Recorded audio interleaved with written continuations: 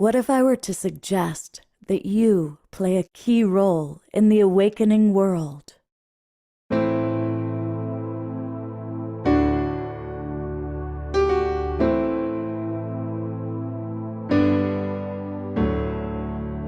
that you are watching this because you have heard the call.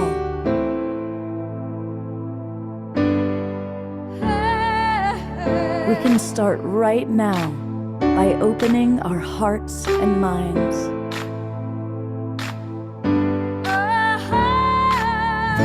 Welcome to the awakening world.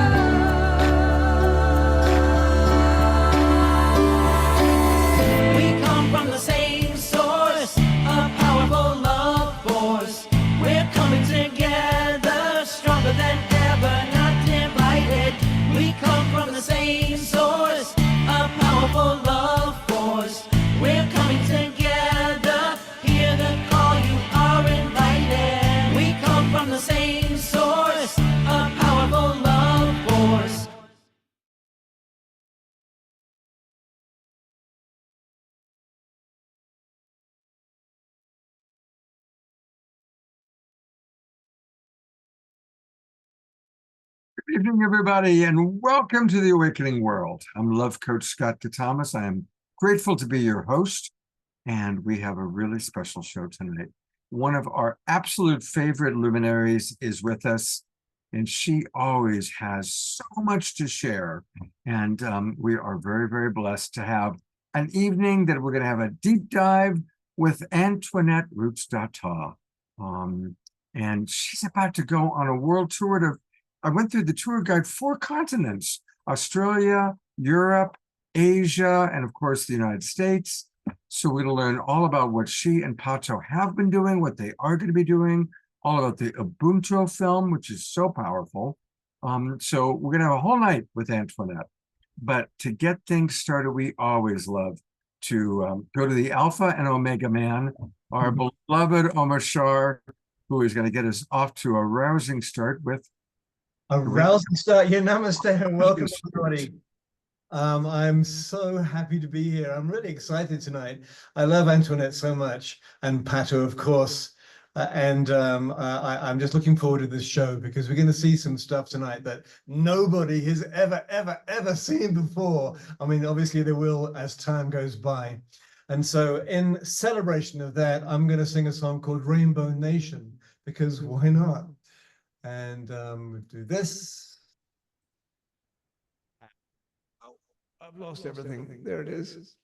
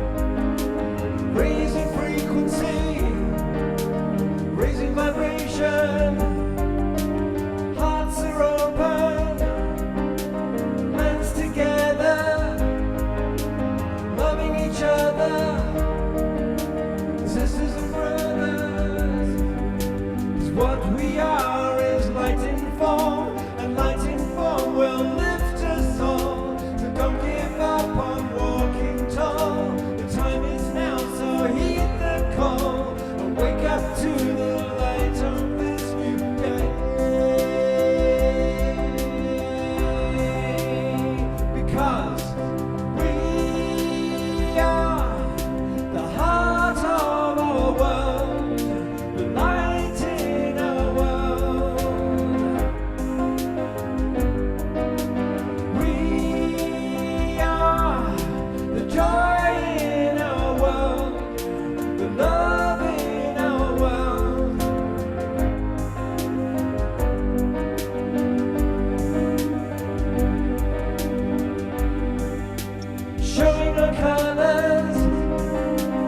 Rainbow Nation, higher frequency, higher vibration, minds are open, love is flowing, lifting each other, yes we are growing, 'cause what we are is light in foam, and light in foam will lift us all, so don't give up on walking tall, the time is now, so heed the call, and wake up to the light of this new day, because we are the heart of our world, the light in our world. We are the joy in our world, the love in our world. La la la la, la la la, la la la, hearts are open, hands together, loving each other, sisters and brothers, 'cause what we are is light in form, and light in form will lift us all, so don't give up on walking tall, the time is now, so heed the call, and wake up to the light of this new day.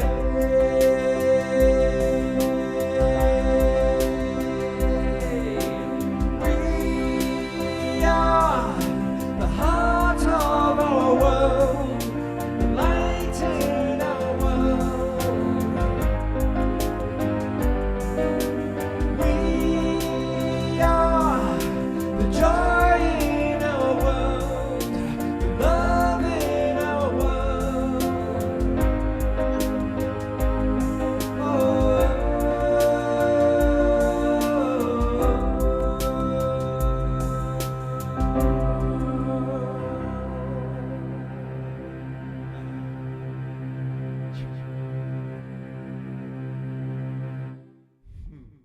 That's all twinkle, beloved Omashar. Let's get Beautiful those. dancers, that was so fun.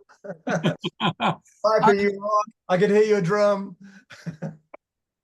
It is so wonderful to see everybody moving and grooving, and just each and every one of you. What a beautiful, look at this beautiful family. I've got it on gallery view. Just look at this gorgeous, beautiful family that we all get to be a part of and to connect with. What a blessing. And one of the great, bright, shining lights is this extraordinary woman, Antoinette Rootsdawtah, who, despite extraordinary healing challenges, is out there traveling the world, spreading her light and love, playing music, making videos, creating wellness, the Adensha Wellness Center. I mean, you have a lot to share with us, Antoinette. And I hope you saw in the chat box all the people sharing their love and appreciation for you.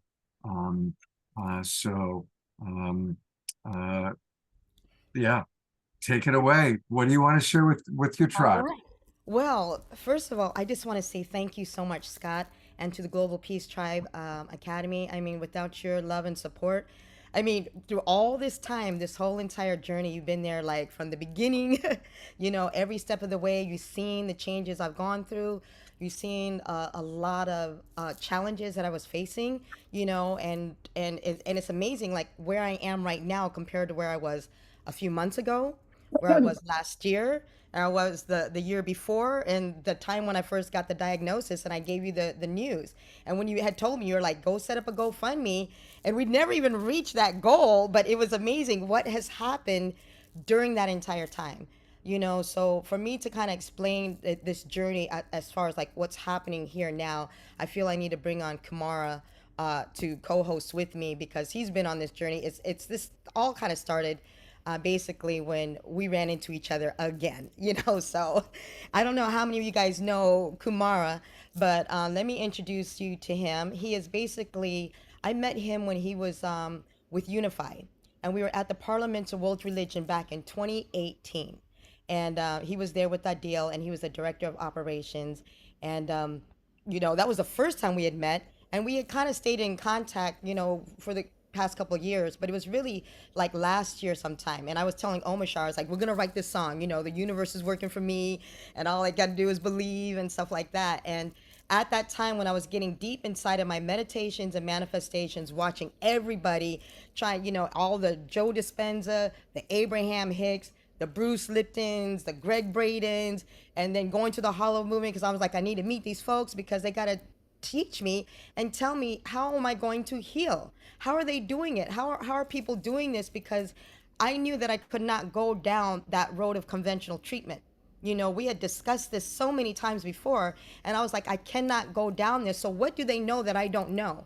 And I need to learn and find out really quick if I want to live, because that's all I kept talking about, is like, how do I live? How do I live? How do I live? And what helped me live was going to Africa and shooting a documentary in 10 African countries, getting back to my roots. Here comes the Rootsdawtah. I was like, really? I need to know more. So last year, I was on Facebook and I saw Kumara posting about tea.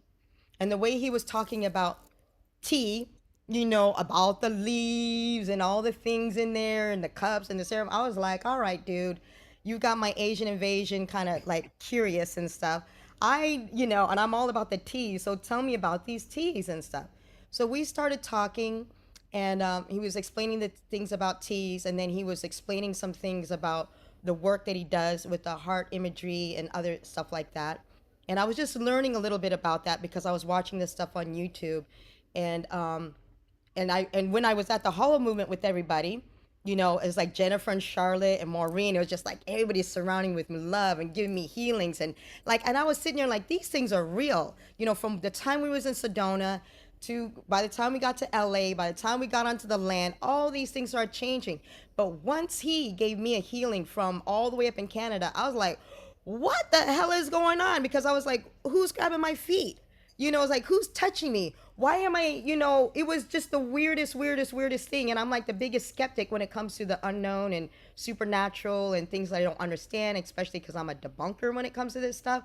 So that's how we started to get involved working with each other. He was basically helping me to save my life. I told you many people have been saving my life. There's a lot of people with a lot of different things, but each one of these things that I started to touch upon and I started to use and implement within my own life was working.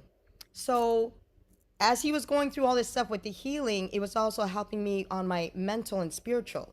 Even though it's like we studied the Urantia book, I was like, there's some things about the supernatural that I was like trying to piece together between, the supernatural and then with the things that I know regarding the Urantia book and the unknown. So I was like, this is starting to make sense. And I told him, no matter what we do, we have to be in alignment, so he became like my friend, my mentor, and also my right-hand man. And I called him my shaman because he doesn't call himself a shaman. I was like, dude, just up level your shamanism because you really have the heart and what it takes to really and help and serve people. Because, if it hadn't been for him this whole last year, I don't know what would have gone on because there was just so much depression and uncertainty and unknowing and just trying to get by, and when you're trying to figure those things out, it's like, who do you turn to and how do you turn to, especially when you don't have all that money to pay all those people all this money for that kind of special healing. So that's how we met. So Kumara, please introduce yourself to everyone before we get into our show tonight. Thank you very much for that, wow, illustrious introduction. It's been quite an honor to say the least, to be able to practice what I do for first myself, as well as the practice I've done for others with using, I would say, a universal power of the circular economy, because the circular economy, it feeds back. It's like when we take something from nature and it's linear, it's taken. We need to give back, but what we're doing now, it feels like we're going through a human defrag process. So we're defragmentalizing. So As we do that, it gets easier and easier the more people actually synchronize. It's like when I started to say, Antoinette, let's keep it simple. Synchronize a meditation, pick a frequency that you like.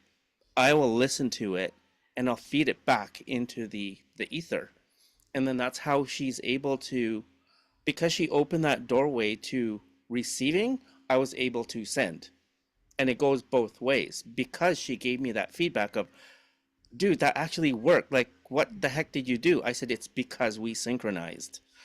So I just like to keep things really simple. And then we had a good talk earlier today too. And I said, she goes, hey, what do I do with this challenge or that challenge? I said, just keep it simple. Go back to the breath. Go back to self-care. Care for yourself. Because when you do care for yourself, it becomes automatic to care for others. And that seems to be like a universal knowledge that is very ancient. It ties in with Ubuntu, well, which we'll get into, because I've studied it for quite a number of years, and not just study, but put it into practice. And that's the most important thing, is just practice. And when we practice it together with others, and don't fall into fear, because when we fall into fear, that's the opposite of love.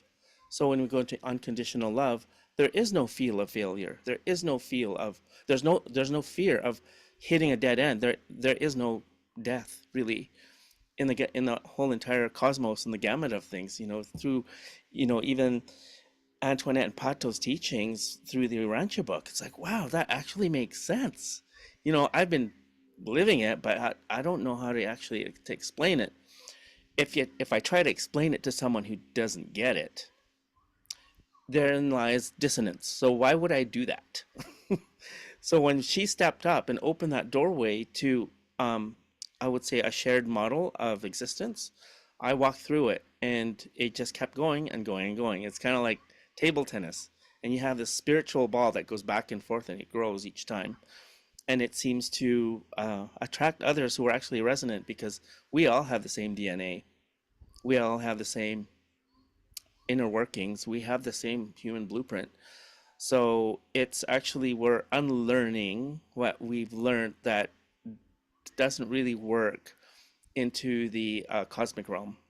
So she talked about supernatural abilities, and really it starts with subtle natural existence. So when we go into the subtle realms, it allows for our cells, our bodies, our muscles, all our tissues to have no more issues. I call it tissues and the issues with the tissues.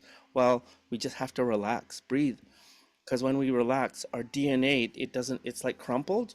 It actually loosens up. And when it's loosened up, all the systems in the body starts to communicate with itself. And we're already made in the image of the creator, which is like, to me, that's perfection. Like, that's the greatest design. So anyways, without going any more, I just thought I'd share that thread, because it was coming. Like, it's not from me, it's coming from all of us. It's from source, right? So Absolutely. yeah. And one of the things too that I really appreciate is because last year when we did go back to Africa, we went back to Burundi to open up the hospital. In Burundi, after we had shot the documentary, and that's the next part. It was like so much has happened since we shot the documentary, and there was so much, like we have to do a whole nother one on the after effects that had happened. While we were there in Burundi, everybody was sick, and it was crazy because our director had just come from the Congo. And then our percussion player, he said, yo, they're like taking people out in stretchers and IVs. And I'm like, what's going on here? And I was like coughing. I'm like, I'm not feeling so hot. And then I was like, Coco, run some scans. So she's running scans from all the way in California. This is what I love about like when they talk about new medicine and biohacking and technology and things like that. She ran these scans all the way from California, and these scans were showing like every parasite you could think of, like the name of it, where it comes from, what kind of animal, and this and that. I'm like, seriously, dude? And I was like, all right, what do I do? What do I do? And I was like, all right, think. Patch. So I was like, first I go online and I was like, I was on the Lifeway patches. I said, yo, people are coughing and whatever else. What do you guys do? They're like, oh, we just slapped all the patches up on our chest and then all the coughing went away and they didn't, and all this other stuff. I'm like, didn't matter if they had COVID, didn't matter if they had this or whatever issues they were having. They said pneumonia or whatever. I said, all right, I'm going to try it. I patched up the whole band. I patched up my chest. And then I called up, I saw Kumara was doing some heart thing online. I'm like, well, this is interesting because we don't normally have internet when we're in Africa. And for some strange reason, at that some strange time, the Wi Fi was working the entire time. The entire Yeah. time. So I joined his class, you know, joined his heart imagery that he was doing up in the tea shop and stuff. And I was just laying there. I was like, all right, visualize myself and doing whatever. And it was so weird, but I felt so good. And it came all the way across the waves with other people all online on Zoom. I'm like, okay, frequency can actually travel across the airwaves on Zoom. Frequencies can travel across the airwaves on pictures, and frequency can travel that you can sit there and see the insides of people or other things. I'm like, this is freaking bizarre, but it worked because it's other than that, it's like meditating, and then it's like, wait a minute, I need dawa tea. Ginger lemon is the number one thing that gets rid of parasites, and they all know that. That's why they're always on it. Ivermectin, you know, they were doing that too. I was like, wait a minute, this is a hospital. I should be able to get some stuff over here. And I was like, what are they drinking? They're drinking the dawa tea. I was like, where y'all got the tea at? And they're like, oh yeah, we have it inside. The village people always drink it. I'm like, get me some. Get me a big, big, big pot, you know? And I was like, I'm just gonna drink this stuff. And then I just needed steam. Where's the hot spring? They said everybody's going to the hot springs. They travel for miles and hours and days to the natural hot springs. That's how they heal. It was so freaking hot, but I'm like, I'm gonna do what I gotta do. And they're like, okay, you're feeling really great. You've got all this energy. I'm like, yeah, because I figured out what to do. You know, I asked the questions. I went inside. I asked the other people who knew, and then they helped me, and that saved me, and it saved the rest of the guys, and I was able to continue the rest of the month, you know, without any of those issues, except for the physical, you know, thing of the arm injury. But we'll get into that. Anyway, so that helped me and saved me a lot. And then after we went through the year, let me see, we went to did the parliament, ended up in Hidalgo with Chief Phil Lane in a teepee, you know, with all these indigenous people for 5 hours. That was amazing. Another whole healing thing that was going on in there. It's like, if you've never done that, you got to try that. And then we were getting ready to launch everything for Ubuntu this year. As you guys can see, we're about to hit 4 continents. But in order for us to start this documentary, we needed to go back to Africa, because I was like, if we're going to show this to the world, I believe Africa should see the documentary before the rest of the world sees it. It's only right. It's only fair. You know, I was like, there's no other way. They've got to have the first dibs, first priority before anybody else sees it. So we went to South Africa, where they put on an Ubuntu festival, you know, and there was 4 days. I mean, it was so amazing. It was like the speakers, the presenters. We went to the Desmond Tutu house. You know, we went to the Mandela Foundation was presenting. All these like luminaries and leaders and young people and activists. And I was like, this is incredible. We need to do Ubuntu festivals around the world, because when people start to learn about the spirit of Ubuntu, what it can do for everybody and each other, it would change the world for good. It would change the world for a number of significant reasons that we can't even imagine.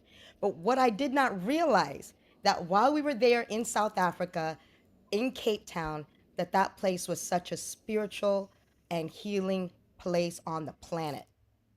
You know, they're all talking about these vortexes and these vortex sites, but you guys have no idea about the vortex, the crystals. When we were in Sedona, I thought Sedona was amazing because of the crystal and the energy and the healing and everything.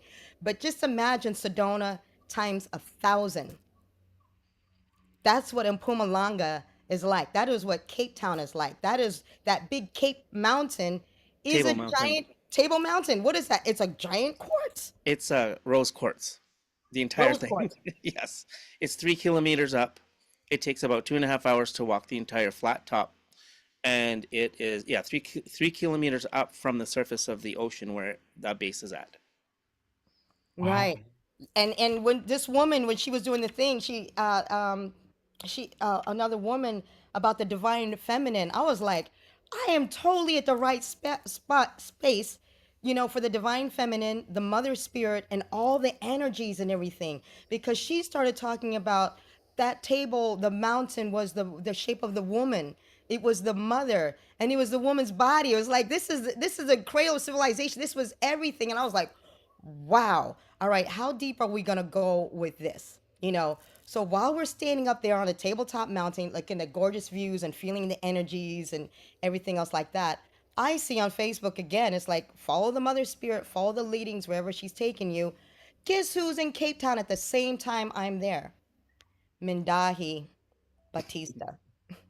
I don't. If you guys don't know who Mindahi Batista is, Mindahi is one of our brethren from Unity Earth. I met him years ago from the Amazon. He's a water protector. He's a Amazon protector. His Earth Council. All the work that they're doing is just really amazing. And I was like, wow, you're here at the same time. I said, do you guys know that Chief Phil Lane and Eshna and Joan are all in Palenque right now, continuing with the eighth fire and continuing with the prophecy of the eagle, the condor, the hummingbird, and the quetzalcoatl, right? Quetzalcoatl is the hummingbird. Yeah. Right, Quetzalcoatl, yes. And he goes, yes, and we're here to continue this prophecy. I was like, whoa, this is weird that is happening at the same time, and we just happen to be at the same place at the same time. So let me find this thing. So we go and visit him at another place that we're visiting in South Africa. And where was this? It was, this woman had an eco village. She had a small place, right? So this is Kwekwe. All right, yeah, let me go ahead And there was a what's that pathway thing again? a labyrinth. Labyrinth made of rose quartz. Rose quartz. The It was entire- massive.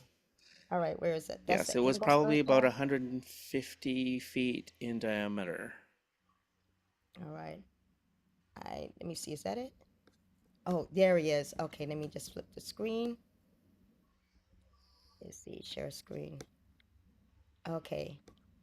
This is a bushman. His name is Kwekwe, and we were speaking when we just walked in, and we started talking about Ubuntu, and they're doing an interview. So there's going to be a documentary on this gentleman, and he was speaking to us about Ubuntu. But when he heard me speak, it was the weirdest thing. I was like, where is that? Laying on the drone, clip walk. All right. Entering third circle, Soweto, freedom. All right. Oh, there it is. Yeah, here we go. Yeah. I brought him. Guys, it's like, this was all divine. I told you. It stopped. Pray harder. We had the meditate first 5 more, seconds of we it, and then it manifest stopped. Better, and we're stronger I together. can see it. I just go where the Mother Spirit is telling me to go. She says, do this, do that. Don't do this, don't do that. Hang out with these people, all the people who are in alignment. And I'm it's seeing not- Antoinette and it's not a Kumara. fight. I'm not seeing We're the in it video. together. Oh, It's not. did you But hear if that, people are fighting Antoinette? you, No, I can see it. It's working. quickly and just get with people who are in alignment. you guys didn't 'cause see we it? ain't got time. You So guys that didn't was See the video. Huh? that wasn't an Earthship actually on that property. Oh, okay. Let me see. Yeah. Yeah. What was that? 15th of May. Okay. Yeah, right over in the Mandela Roads place. You can't see that? Because I wanted to get as much. stuff I can on see it. Yes. Stuff with yeah. And it's yeah. Well, he's with me. So are you going to be able to? Yes, that's what I'm saying. I brought these well, guys. Yeah. Yeah. I brought him. I brought these guys. It's like, this was all divine. I told you. We pray harder. We meditate more. We manifest better. And we're stronger together. I just go where the Mother Spirit is telling me to go. She says, do this, do that. Don't do this, don't do that. Hang out with these people, all the people who are in alignment, and don't be, it's not a fight. We're in it together. It's not a fight. It's not. But if people are fighting you, move quickly and just get with people who are in alignment, because we ain't got time to waste. Oh, yeah. That's a predicament in action. Because we wasted a lot of time, with a lot of just trying to convince people of things, and I don't have time to try to convince people anymore. No. So it's like, you're either in what we're doing or you're not. And if you're in it, let's do it. Let's do it together. Yes. Amazing. There he is. Coming out and feeling healing because I thought, yeah, don't hear, no one wants to speak it for themselves. And it helped me, it makes the light bigger, much more bigger. Because when one gets killed from behind and the voice comes out, at least we know it's about these things are not the crown. Who is our king, our prince? He is now. Kumara, if you don't mind, I'll go ahead and because we were translating it before. If you don't mind explaining basically what he was Basic, telling us. basically, he actually showed up there because there was a scheduled interview for him. But he was drawn in himself and his friend to go inside here. He must have felt the energy or something because as soon as he sat down, I was already watching while I was taking the footage earlier that you saw. And then that's when he started to speak and he said, "You know what? I am from the which tribe again? Do you remember?" It was I don't remember. It was someplace from up north, but he was sitting there saying he said whatever I was saying was making his words like he had Yes, to he get started these calling you words mama out. or mother, right? Because Mm-hmm. he totally resonated and he actually opened up because of what you were speaking of. It was a vibration not only in your voice but the message. And he is of the royal descent, the ancient royal descent. And he was apparently it was his father who was stabbed in the back by a colonial. Yeah, we found out that it was legal to hunt bushmen. You Yes. know, that's what it was legal to hunt bushmen and Hmm. stuff. So they're like an endangered species, Yeah. as people, so that was He went on a long thread, hmm because of what he listened to just briefly, and that's when he really opened up. And we have that long footage. It has to be optimized, but yeah. yeah, it'll eventually get shared. Right. But basically, I was like, okay. I was like, whatever's happening here, we're just going to go with the flow. So they said they were going to Mpumalanga. And I was like, wait, what? I said, Kumara knows somebody in Mpumalanga and has invited us to go. And I was like, well, I don't know if I want to go and do It's a long whatever. journey. It's a journey. It's going to be flights. It's going to be money. It's going to be this. It's going to be that. I'm on a mission, and I don't know if that's part of my mission or whatever else and stuff. But once they said they were going to Mpumalanga, I was like, I don't know how many times you need the universe to tell you something again, you know, to just go. It's like you've got another opportunity. Mendahi's going out there. They are going out there for a reason. So I said, we better make this happen. So we fly to Mpumalanga, No, we flew to Joburg, to we go Johannesburg. to Then we Johannesburg. took a 2.5 hour bus ride. Yes, and the whole Then we got picked time, up. and the whole time, everybody's just talking about the danger, the danger, the danger, the danger. It can get rough. It's South Africa. There's a lot of issues. There's a lot of problems and stuff. But I was like, I think it's going to be worth it. I've got two guys with me. Dave was also there, and they also know this woman we were going to go and see.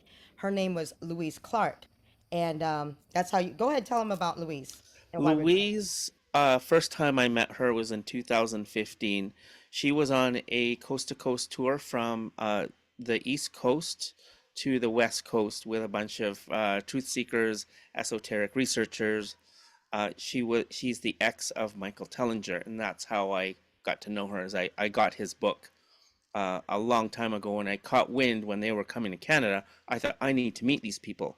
When we first met, just the first glance in each other's eyes, I knew she was my sister, and we were like tight, like right away. She had studied with, you might want to mention this, Credo Credo, Mutwa. Credo Mutwa. Right. Before I say any more, but that's that connection. It's such a profound connection to be connected with a close friend who happened to. I found out when we were there in March how close she was to the teachings of Credo. Anyways, Antoinette, go ahead. Yeah, so I was like, all right, Credo Mutwa. I started doing some Googling and other stuff about this man, and he was a shaman. He only just died a few years ago. But what she told me was that he had healed her. You know, I mean, whatever, all the medical issues that she was talking about, like everything from like serious, when I'm talking about when women were going through health issues, when they go through health issues, we're talking about they're nearly dying. Like organs are failing, hair's falling out, all sorts of stuff. And it's like, and it's a lot of trauma based, anxiety, uh, drama, all sorts of different things. And she said this shaman had healed her. And, and I was like, wow.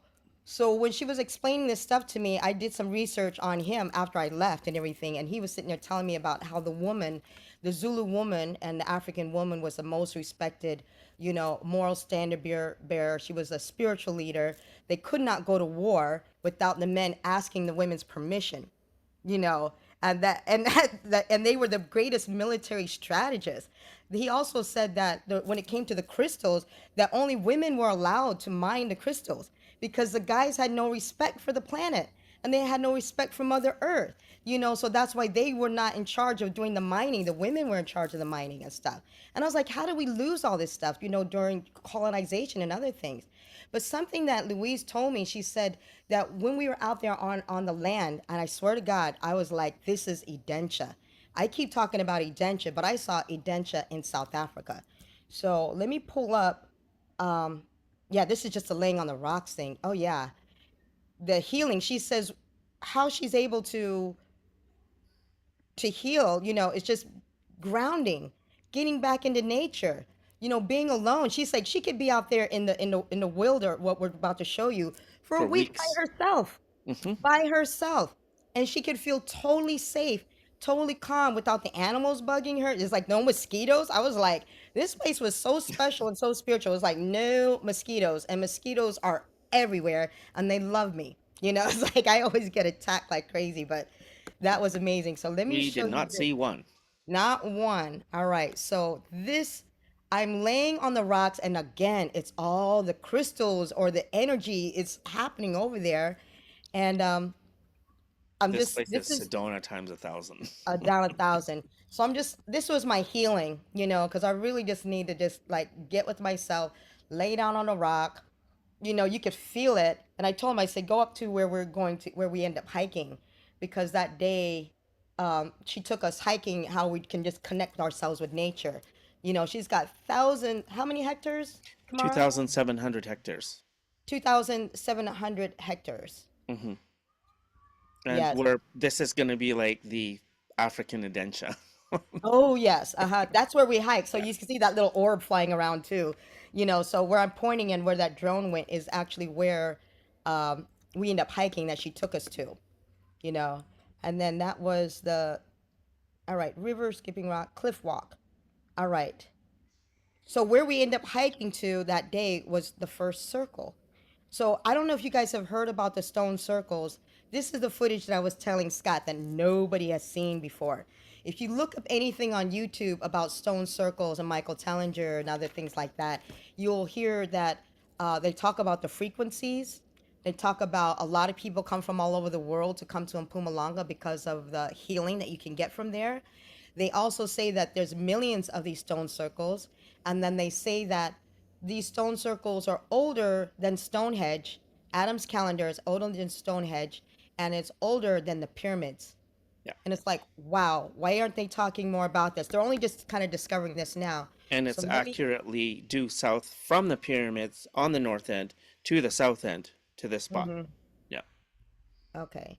So, all right, this is the weird thing. So when I'm trying to fly the drone, it's the energy or the frequencies, not all electronics, because I almost lost the drone so many times. Really, literally, because it's like come back, it's like it's lost You get reception. too I'm like, close to those things, if it, you get yeah. too close, it starts to bug out or it starts to weird out. So I was kept trying to get close to here. This was the first one we actually hiked up to. And I'm trying to, you can kind of see it just a little bit. That would be like less than a Yeah. quarter of a section of the entire circle. Mm-hmm. All right, let me stop And that these one. these circles are composed of really big rocks. Like maybe this one, that would be the smallest.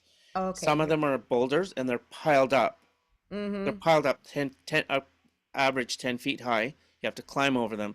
So it's really difficult to see the scale of it just by the drone alone. So There you here, go.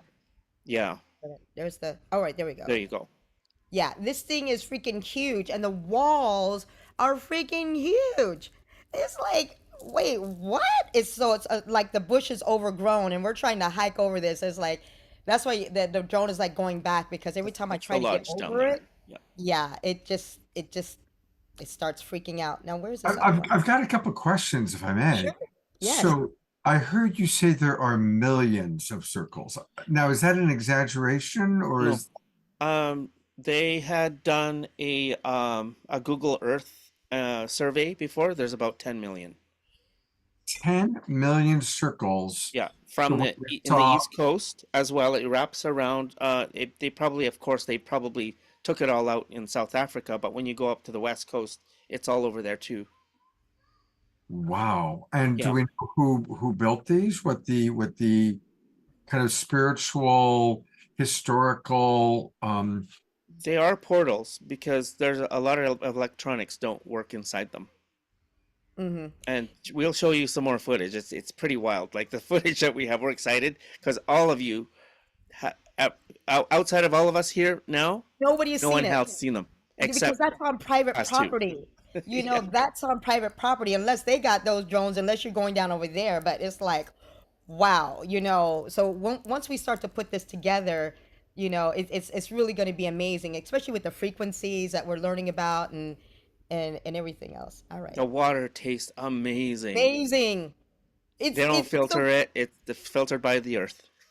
it tastes like Voss water, you know, like when you're gonna buy that bougie, expensive Voss water, and it's like, oh, that's the best tasting water. I'm like, this stuff coming from the tap was like Voss water. You know, I I love that stuff. But anyway, there is this. Is this the? Okay, let me go back to this one. Oh yeah, that's the same. Oh, where is it? while you're pulling that up, I'm going to bring Piper on for a second because Please. Piper had mentioned that she also spent a few years in South Africa. So, most of us don't associate Johannesburg in South Africa as a spiritual place. Most of us, I think, grew up with the awareness of all the racism and the wars. So Mhm. I just would love to hear a little bit. First of all, we love hearing from Piper and seeing her. And I'd love to hear your experience there, Piper. Well, first of all, just seeing Antoinette's face makes me happy. You look beautiful and So do radiant, and to you. hear I'm about your glad to healing. see you. I am walking through my own healing process, so hearing from you and Kumar right now, it's giving me life. I am so excited to hear all of this. I lived in Johannesburg for 3.5 years at a very different time, but I also lived and worked in Congo and in Kenya. So Congo was probably my first extraordinary healing, where the portals were less of an energetic frequency portal, but I went through portals of generational and ancestral voices that I didn't even know existed. So we had made our way up into the Kimbangwis nation in Kamba. And I had just finished covering the bombing of the Kenyan embassy. So I had just interviewed the 5,000 Kenyans that were maimed and wounded to do a lawsuit and medicinal for the people, and bring a lawsuit against the United States, and made my way there to Congo. And so before I ended up moving to South Africa, we were, of course, when you get through the Kimbangwis nation, the women pour down, and it's almost as if the divine feminine, the ancient mothers, come down from the mountains. And we had our clothes and our bags, and we had been flooded in the big red clay through the water.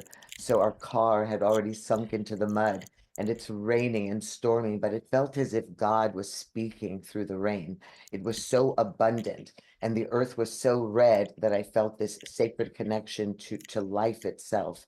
The women came down and they said in French, of course, do you not know that you are now at the corner of Eden? This is actually a part of the Garden of Eden. And they stripped us naked, unbeknownst to us. And the women rubbed herbs and oils all over our body and said, take off your shoes. Basically, this is holy ground. They wrapped us in clothing, covered our hair, and then brought us into that huge body of water that they said was the original pool of Shalom. And they before they would even allow us to walk on the sacred land on the other side. And they baptized us in the water 7 times. And then we had to walk through, and gentlemen just took our luggage and bags, and we had no idea who they were, but I've never felt so safe. Every soul, every root of my being finally had an exhalation of home. It was the breath of home. But I also felt an incredible pain, and I didn't know what that pain was, but because it was so extreme. And they walked us through, and we got to this giant cave that we had to walk through a tunnel to the other end. And it was where King Leopold of Belgium had mutilated the arms and hands and murdered over 10 million African children and women. Because the greatest Holocaust that's really ever happened to a people happened in Congo, but you don't hear about it.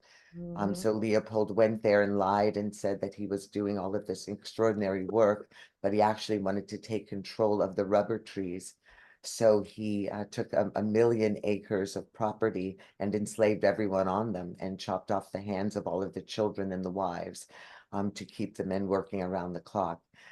And they walked us through, and they said this is not only where the bodies and the bones are buried, but also where the slaves were sent out. And they were saying it in the language I didn't understand, but as soon as I entered, I felt my body shaking, and then I started sweating profusely, and I got sick to my stomach, and I heard screams that were so loud, it was deafening, shook me to the bone, and I fell to the ground. I was crawling through the cave, and I was trying to express to them, I don't understand what you're saying. I thought there was a slaughter going on outside of the cave. But the shaman that was guiding us said he understood, and he said, she sees. They had to almost carry me out of the cave, and I was terrified, and they said, you heard the screams of 10 million ancestors, of your ancestors, dying and screaming for freedom and being mutilated. And then on the other end, it felt as if I had recognized or stepped into a global high dimensional bliss that was beyond my comprehension. And you're right, you could drink from the river rock. It was unbelievable. And then I made my way to South Africa after staying there for months to build AIDS hospitals. And in South Africa is where I learned the spirit of Ubuntu, because I took my personal money and built the first 50,000 free houses for the Zulu Xhosa Sotho Northern Sotho people. And we named it Amandla Homes. And I did not know when we moved into the property that it came with a family, really a family of servants. And these were all mothers whose children had been taken from them so they could be strapped with dynamite to go through the diamond mines, because they blow up the children to get to the diamonds, which is why they're called blood diamonds. And so we rescued their children, their families, everyone. We brought them in, taught them to read, write, and ended up leaving them the entire 50,000 home company. So we stayed for years to teach them how to do it. But I was in this horrible outrage because of the racism. And because my children looked Caucasian, I could put them into preschool and kindergarten, but I wasn't allowed to pick them up. And I told them, you have to call me the au pair, or you will not be able to go to school. And one day, accidentally, they screamed, mommy, mommy, and they were kicked out of school, and that happened 3 times. So I went into this rage, and it was the maid that had no shoes, no water, had been raped at least 1,000 times before she was 17, legally, as you know, because blacks were not allowed to have running water, food, running water, hospitals, electricity, and they were still going hunting when I lived there. So that meant as soon as the sun went down, they would open fire on the townships to see how many Black people they could kill. And that was being done almost every night for sport. So I was there at a very different time, but the spirit of Ubuntu came through my outrage and my tears. And I was like, we have to do more, we have to do more. And my father had just authored the Comprehensive Sanctions Act and freed Mandela, and apartheid was falling, but there was no distribution of wealth. So people were still really dying of poverty, so the crime rate was rising. And I was yelling and screaming, and she grabbed my hand and she said, sister, you have the heart of the slave owner. And I didn't know what that meant. And she said, we are the people of Ubuntu. And she had nothing and I had everything. And she said, until you learn a heart of love and forgiveness, you will never become a sister of Africa. And I was 31 years old at the time, and it changed my very life. So my transformation there and those portals were pouring into the hearts and soul of the people, which is why Mandela freed himself with that level of compassion. So what you're experiencing are the portals that were pouring out without having to be there onto the people for their survival through that whole process of apartheid. Wow, thanks for that. Mm-hmm. What an That is It, 100% truth. it's deep. It's Truth. so deep, and that's why there's a lot of things that, when there's a story that comes out, like how far down the root does that come from? Because if it's near the surface, there's always some other spin that gets put on it. It gets labeled, gets marketed, and that's the thing that I I was very cognizant and very careful about. I did become involved in the Ubuntu contributionism. I just have to like clarify this. I do love everybody, but when there's something that doesn't feel right, I take a step back.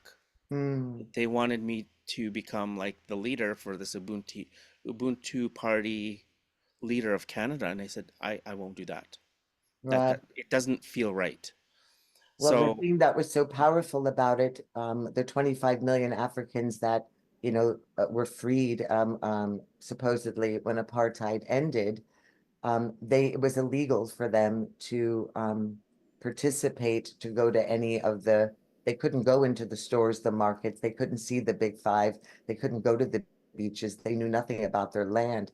I took the women that were in my home for the first time to the oceans, and they were terrified. They had never seen this body of water, but they did know that there was healing, but it was illegal for them to physically be a part of even embracing their own cultural land.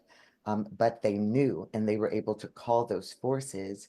And just to sum it up, I think this is what we understood from Mandela when he was freed, because they thought that when he entered Chushunguve in Pretoria, which was like the White House, they thought that he was going to kill or do something in prison, those that had imprisoned and tortured and beaten him and his family and tired the children and all of the other atrocities that occurred. And yet, and still, he threw a big giant banquet. And one person, they said, had a heart attack, so terrified to go before him because of knowing the atrocities he had committed against our people. And yet Mandela kissed each and every one of them. That's the spirit of Ubuntu, fed them a 4-course meal and said, I forgive you. And this is after being imprisoned.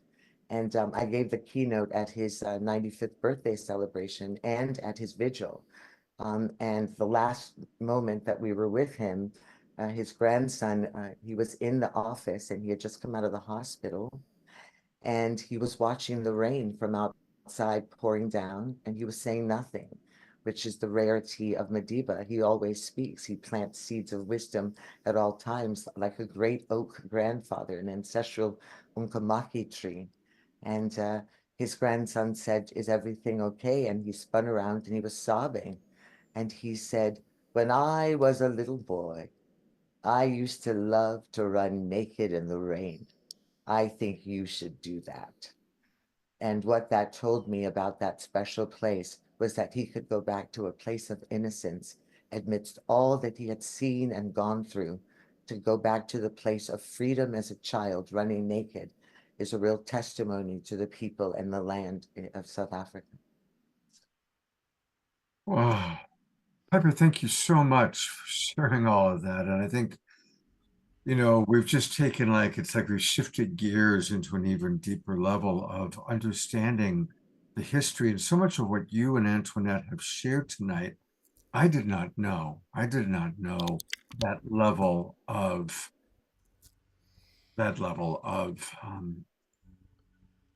lack of humanity.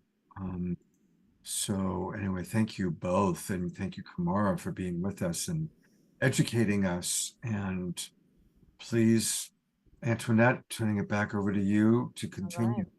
Thank you. And thank you, Piper, because you're you're leading me into the next segment of what I want to talk about, actually.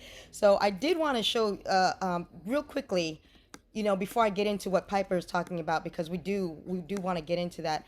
I'm just gonna quickly show you Let me see. Share screen. All right. This right here. Can you guys see that? Yes, we can. Is this one the circles or the school? That's the This- circles. That's a Okay. beautiful one that's overgrown by trees and Okay. shrubbery.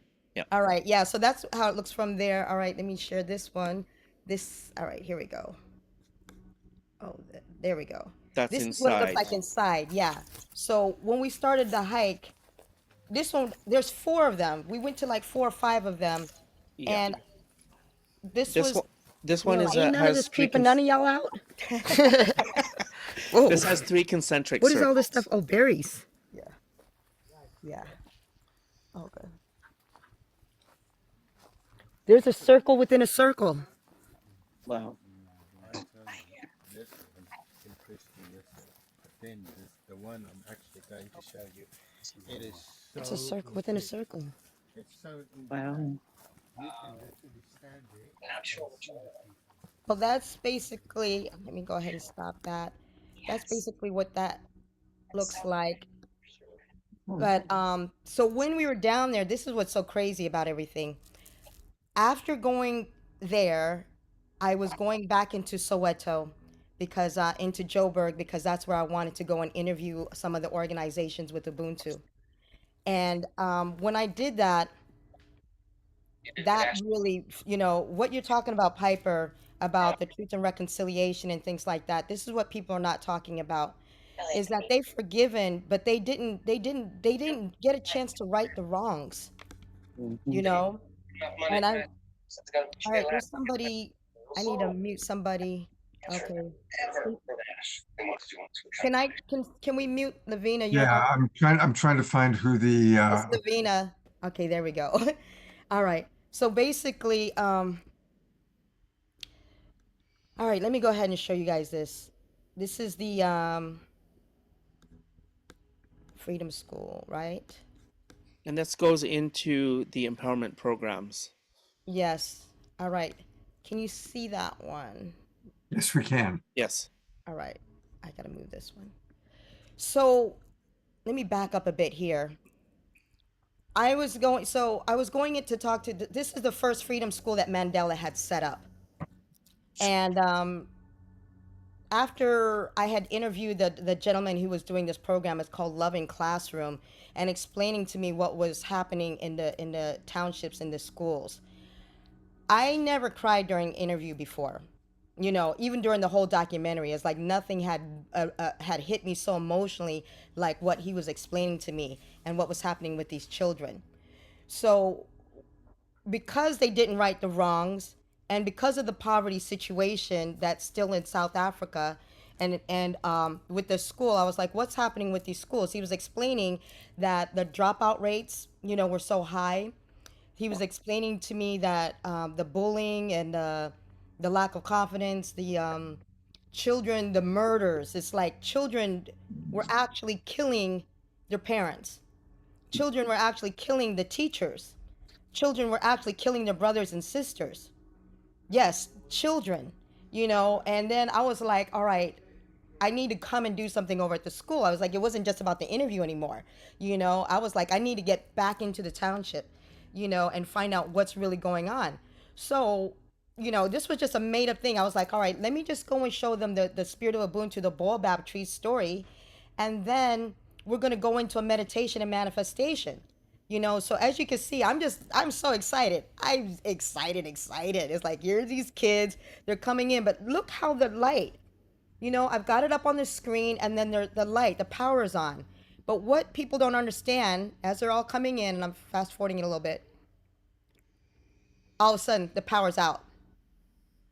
Because he tells me we won't be able to do anything. I was like, no, it's all good. We will still be able to do something even with the powers that's out, because we can watch the thing on the screen, and I still wanted to try to explain to them about meditating and manifesting or whatever, Just load shedding. That's correct, Charlotte. Load shedding. And so what people don't understand when I'm talking about they haven't righted the wrongs is that South Africa sells their electricity to the neighboring country of Botswana and other countries. Botswana has electricity 24 hours a day. But in South Africa, all the neighborhoods go through a thing of where they lose like 4 hours of electricity per day. But this school actually was not supposed to have, this school was actually not supposed to lose any electricity because they were on a generator or they had electricity, but because it was raining. And when that happens, it drains all the power. But anybody who's living in Soweto, they always suffer first. They're always the first ones to suffer. And there's millions of people who's living in this township. So without them having any power, I was like, we're still gonna do our stuff. So I'm doing a meditation. So far, as you can see, you know, I showed them I was able to play the music and able to let them like meditate. This was the quietest the kids had ever been, like when I seen them the whole day. But that 5 minutes of meditating was so powerful in what these kids were going into. After that, that was crazy. It was like at the end when I was like, what did you guys get out of your meditation? Because I tried this experiment at the Parliament of World's Religion. I was like, what did you see? What did you feel? And what had came out? So each one of the kids, they started talking about like, you know, how they wanted to buy their mother a home. They wanted to get themselves out of poverty. They wanted, you know, all these dreams and aspirations. None of them had mentioned anything about the fathers and stuff. And it was like, this is why we have to go into like finding out what's the reasoning going on with these kids, what's actually happening with them. So by the time, after all these kids, I'm gonna show this screen now. I get over to the second one. Can you guys see this screen now? This is a different Yes. school. Now at this school, what's crazy about this one is that when I pulled into the driveway of this school, he told me, they said even inside the school, people's cars were hijacked within the school. You know, I'm like, how did they get into the gate? And they used the violence and everything. I said, this is really crazy.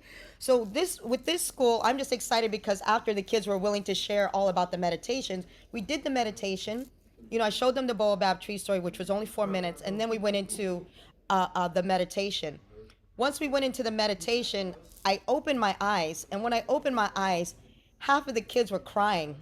And I was like, oh my God, what the hell just happened? You know, I was like, it was a different instance with these kids versus the other kids, but they're still going through a lot of issues. Maybe they're older. So when they started to share, some of the kids were sitting there saying, he said it was just too difficult. It was too difficult. It was too difficult to share. He couldn't even speak it.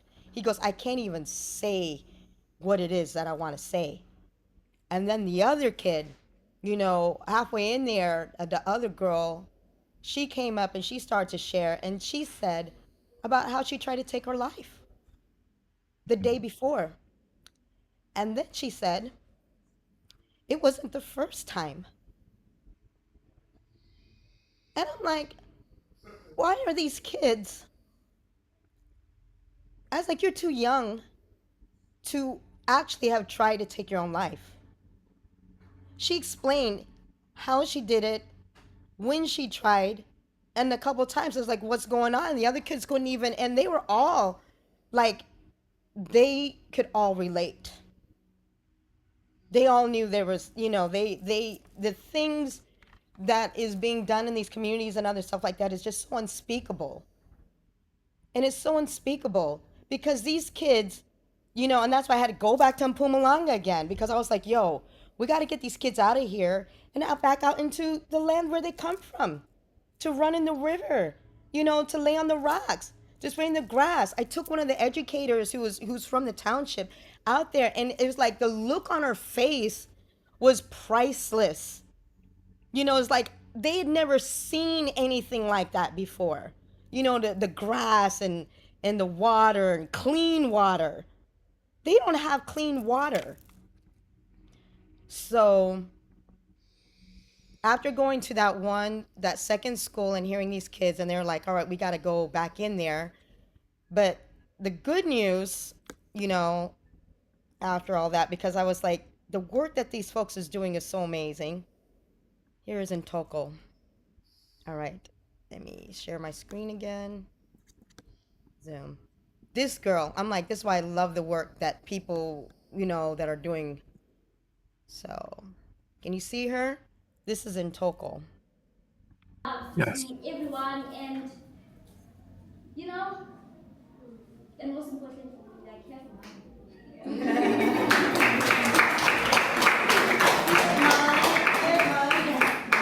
Okay, let me find out. She was talking about, this is the one in Toko, yes.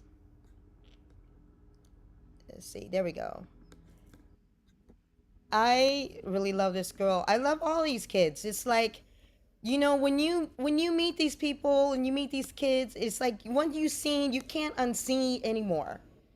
This is in Toko. She's in the same classroom. And it's like there's 1.5 million kids out there that these folks are trying to reach. It's only like a handful of them. One vehicle and like 17 volunteers. Greetings everyone, my name is Ntogozomeni and I'm a grade 10 learner studying at Dr. B.W. Vilagazi Secondary School. So today I'm going to tell you about this wonderful program called the Loving Classroom program. So there's so many lovely things I can tell you about this program. If I was to start, I would never finish. I love this program because it has boosted my confidence. It boosted even my classmates' confidence. I noticed that ever since they graced us, we now changed our perspectives on many things, and that's a very good thing, So we had, some lessons whereby we talk about the social issues. So I think it's a very good thing that we get to unite as people, and then we show our humanity. It's a very good thing, and I love that about Loving Classroom because it really, takes that thing that's inside us, and I was able to express myself. We all have the freedom of speech, freedom of expression, and we're able to express ourselves, and it's very important for teenagers to express themselves. So the Loving Classroom program really boosted us. I love that about the Loving Classroom program. So when they came, we had a few debates regarding the social issues. So if I was to tell everybody about the Loving Classroom program, I would tell you that I would actually recommend it, not only in schools for maybe in South Africa, but in the whole of Africa, or maybe in the rest of the world. It's a very good program, and I really love it. So ever since they came, I've noticed that me and my classmates, we got time to unite, share our views and opinions based on several things, and that's a very good thing because now we are able to share our perspective. I learned a lot from my classmates. I learned something that I did not even think I'd learn from my classmates, So they really boosted us, and it promotes love, health, So I really love that because love and health are two very powerful things that a person can have. So as they promote this, not only for me, but also for our classmates, they would also do this to all the teenagers, and that's a very good thing. So if there's one thing I can tell you about the Loving Classroom program is that they are what we expect. They are what we have been waiting for. They are people that come, help us to establish our example. For me, I didn't have that much of confidence. I was really afraid of expressing myself for quite some time. I didn't know that I had the power to stand in front of people and express my opinion and express my view. But ever since they came, I'm able now to communicate with people properly. Now I know that I have something that I have inside me, all thanks to the Loving Classroom program. So thank you. Very nice. So I have a couple questions. Okay. So what was some of the struggles that you were facing before you got into Loving Classroom? I had lack of confidence. I did not believe in myself. So as soon as the teacher came, and then she told us that we are going to debate about certain topics, I was so scared. I didn't even think I would stand in front of many people and express my opinion, express my perspective. But I found myself doing that, and that's a very good thing because now I'm not only I'm having fun, I'm also learning, and I also established something that I had that I didn't think I would even do. So, why do you think you didn't have the confidence to be able to speak the way you wanted to growing up? Or is it something in the household or the home or just around the neighborhood? Around the neighborhood. Around the neighborhood. Yeah, What's it like around the neighborhood? Well, I there's this quote by Marilyn Monroe that says we should compliment young girls. We should tell them that they are beautiful, even if they are not. but I don't even get that, you know. But I was not complimented enough. I didn't believe in myself. I didn't have self-confidence for quite some time. So I think that's the reason I was not complimented enough. And if if you do something bad, people are going to get that, oh my goodness, she's doing something bad, and tell you that you're doing something bad. But when you do something good, they just keep quiet. So I didn't know that I could do something good and people would compliment me. So. And what are your dreams and aspirations when you come out of school?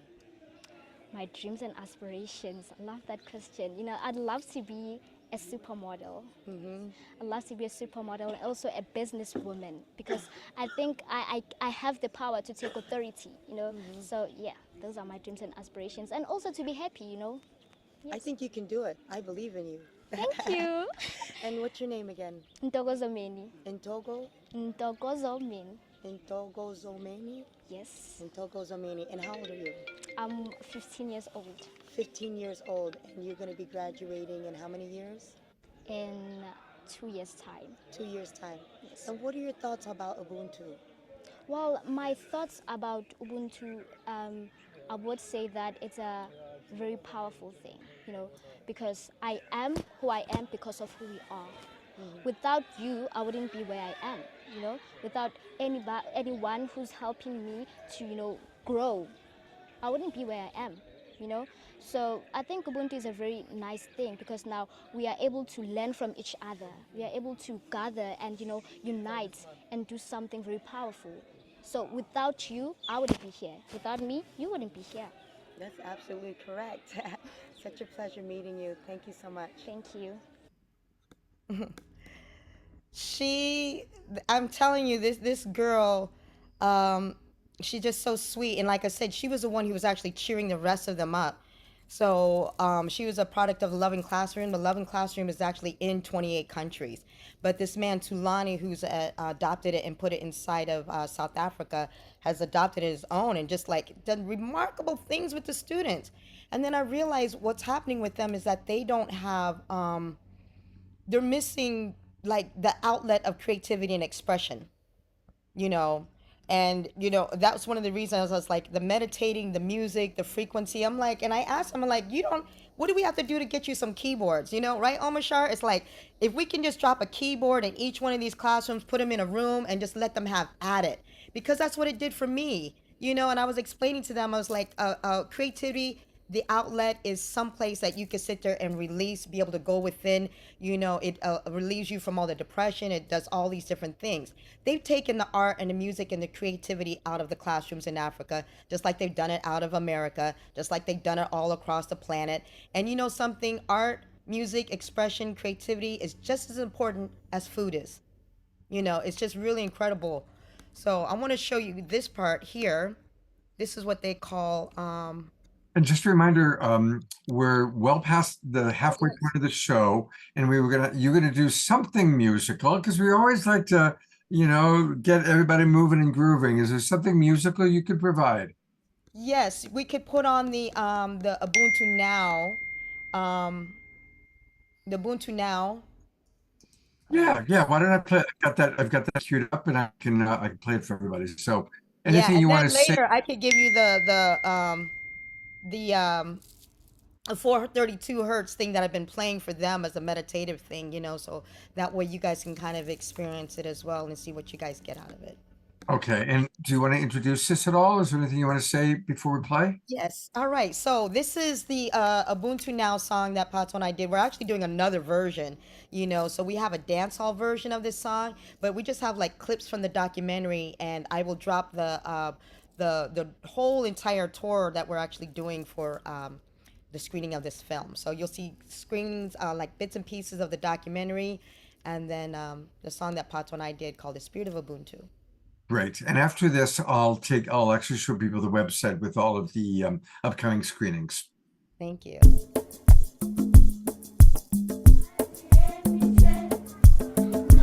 In Africa, there is something known as Ubuntu. I am because we are. We come together today to renew the ties that make us one.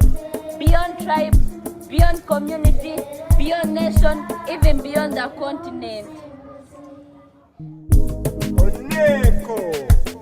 Now wakati wa moyo wa utu, ubuntu, kugusa watu wote wa dunia, kwa sababu tu watoto wa Mungu mmoja, jamii moja. Amina. When you realize your family is all of humanity, that's Ubuntu. Ubuntu. When you want more peace and unity in your community, that's Ubuntu. Ubuntu. When the love and respect I have for you is the same you have for me, that's Ubuntu. So tell all the people near and far, I am because we are, and that's Ubuntu. Ubuntu. When we tell them, hey, the spirit of Ubuntu. It's just that we have life, you know. Hey, the spirit of Ubuntu. Yeah, man. To the world. You see, this life is like a school. We gotta learn to live the golden rule, treating our brothers and our sisters how we want to be treated too. Ooh, when I say namaste, the God in me sees the God in you. Jesus said we are all your children and told us to go and spread the good news right now. Ubuntu is incredible, exceptional and ethical, mystical and spiritual, theoretical and practical. In times like this so critical, we need a higher principle to make compassion mutual, make respect reciprocal. When this becomes intentional and war is unacceptable, our blessings will be plentiful, life will be so wonderful. All for one and one for all people, can you hear the call? It's time to tell the world about Ubuntu. When you realize your family, it's all of humanity, that's Ubuntu. Ubuntu. When you want more peace and unity, hey, in your community, that's Ubuntu. Ubuntu. When the love and respect I have for you is the same you have for me, that's Ubuntu. Tell all the people near and far, I am because we are, and that's Ubuntu. Ubuntu. We sing again. Hey, the spirit of Ubuntu. Yeah, man. Hey, the spirit of Ubuntu. Go on. Now, ni wakati wa moyo wa utu, ubuntu, kuwaguza watu wote wa dunia, kwa sababu sote tu watoto wa Mungu mmoja, jamii moja. Amen.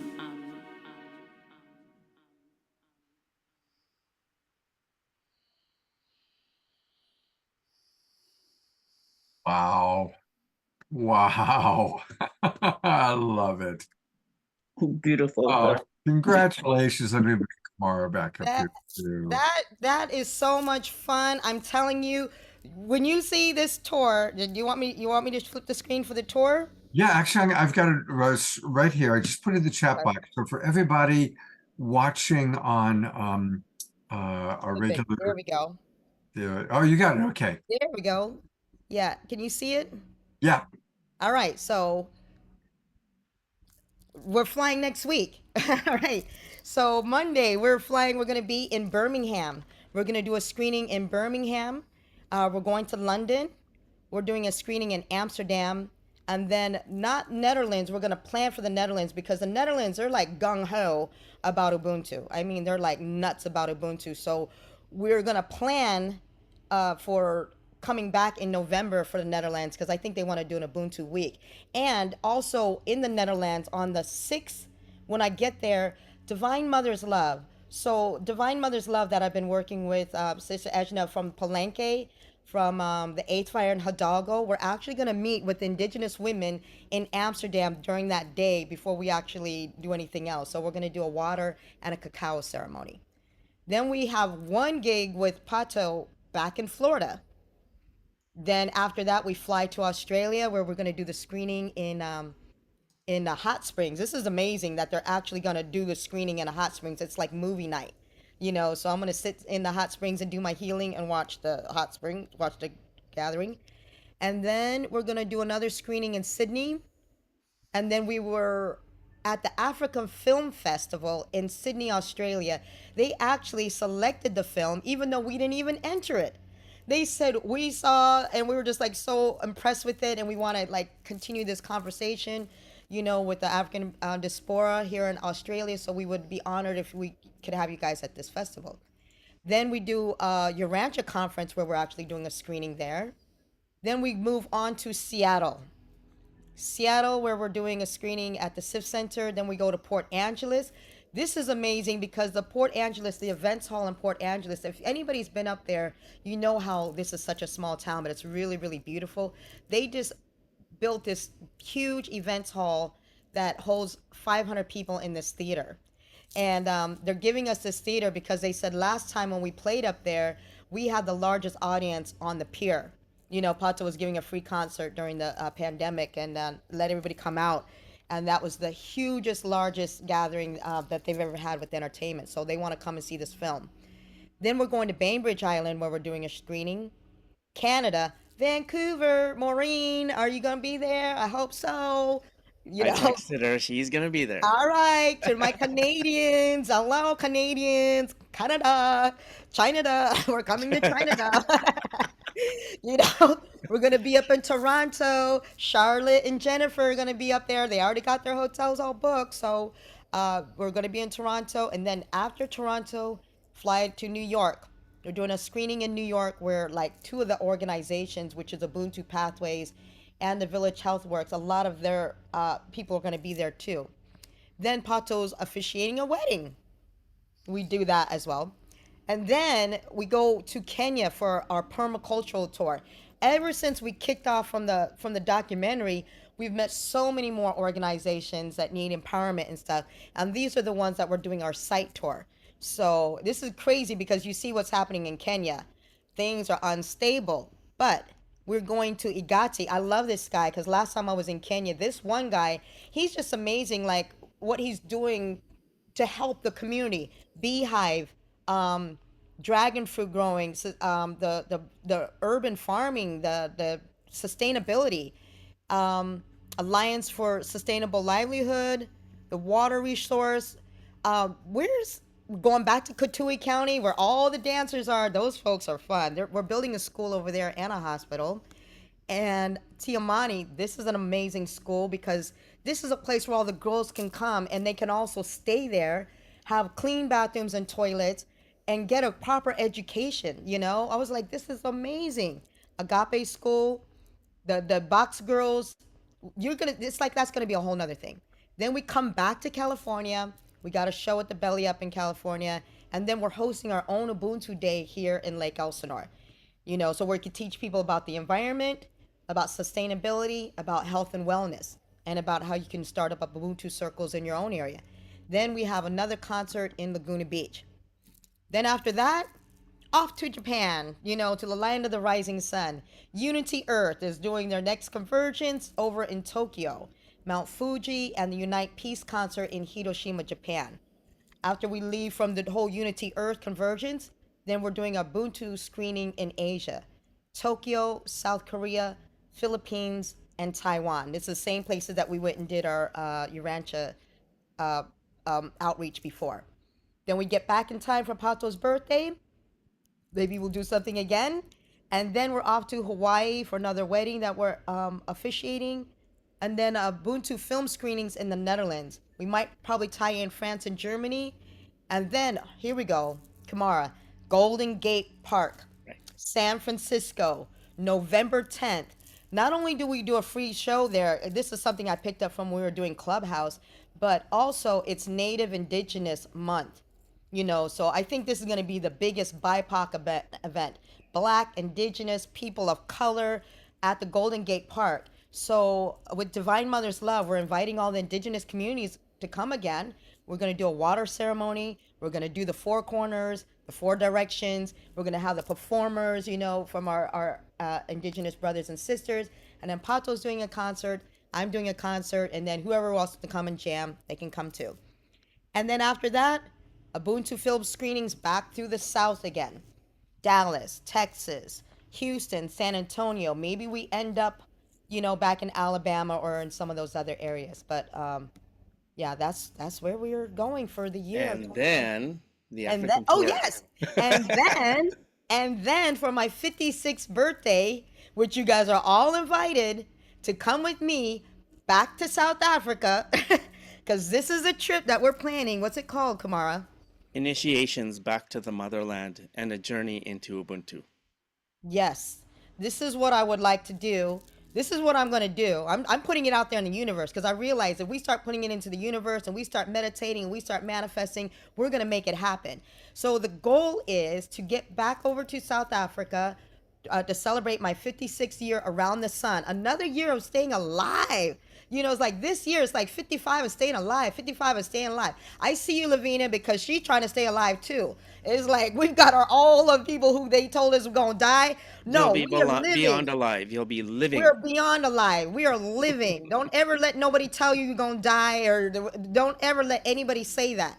We can do all sorts of things, and we're doing it. So anyway, Lavinia, you coming too, right? Bring her up on the screen. We are going to Africa, and we're going to do a concert. You know, I did a jam session, open mic night. You know, we're going to do a concert, and then we're going to check out Cape Town. We're going to go back into Johannesburg. We're going to drop some musical instruments for these kids. If we can't bring the keyboards, then we'll bring the little hand pans or something like that.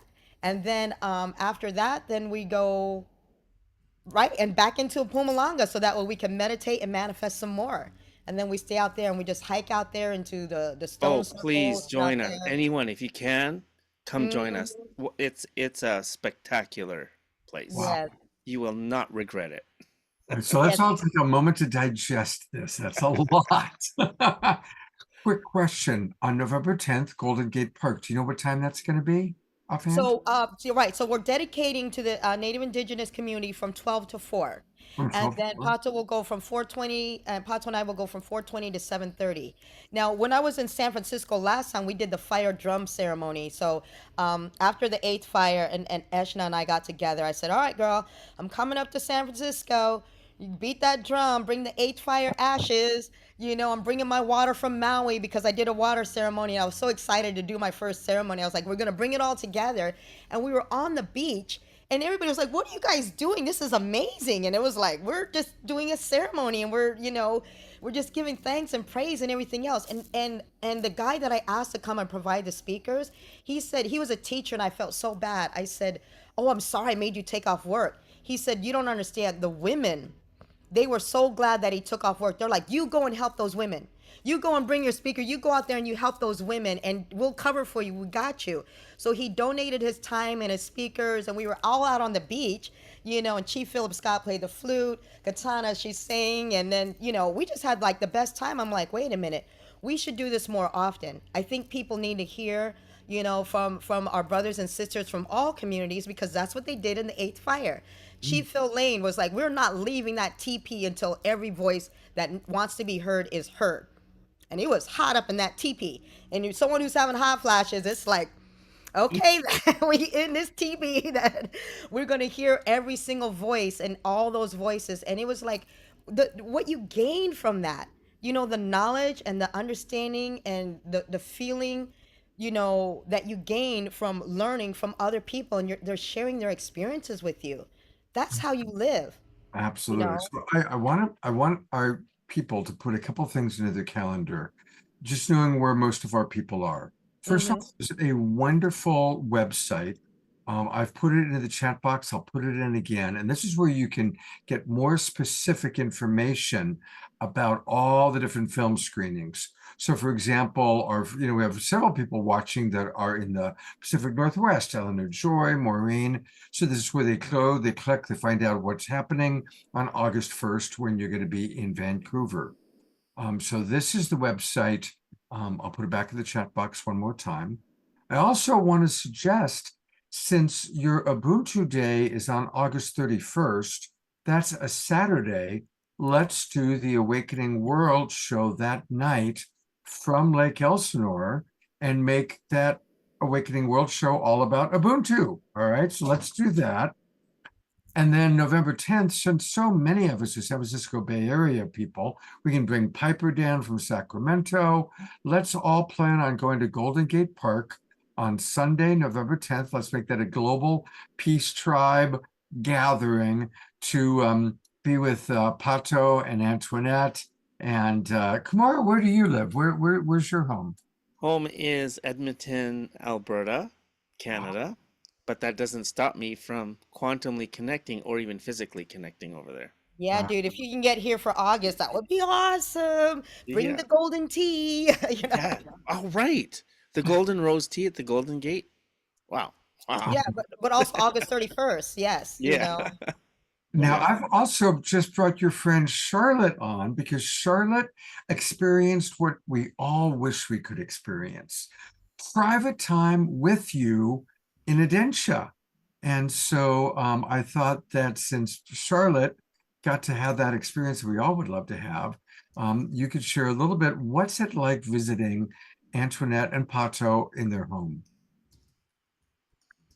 Hello, greetings everyone. Hi, long time no see, friend. I tell them the truth, Charlotte. Tell them the truth. You were just here 2 days ago. Yeah, we just flew back, Jennifer and I, last night. We just arrived home last night, so we're still dreaming of California. We had intended to go to the mass meditation event, which was canceled due to the wildfires, and we weren't able to refund our travel. So we decided that the universe had another plan for us, and we went anyway. And we were lots of pivoting, and we just decided that we were going to go to California anyway because the universe had a plan and we were just trusting that plan. And so we ended up booking another hotel and getting out of the fire zone. So we ended up staying in West LA where we had stayed during our first visit, during our retreat, the Global Peace Tribe retreat.